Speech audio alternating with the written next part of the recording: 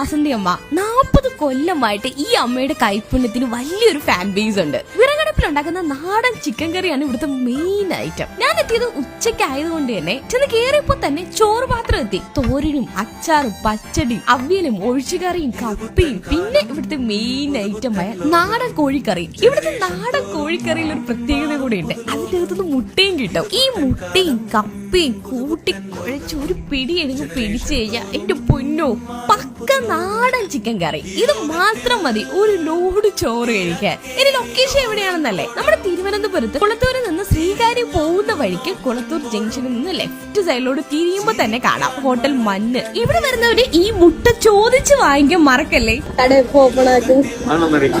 രാവിലെ 11:30 തുടങ്ങും. എപ്പോ തീരും? ഈവനിങ് നല്ല പൊറോട്ടയും ചിക്കൻ കറിയും ഒക്കെ ഇവിടെ കിട്ടും. അപ്പൊ കഴിച്ചു നോക്കിയിട്ട് അഭിപ്രായം കമന്റ് ആയിട്ട് പറയാൻ മറക്കല്ലേ.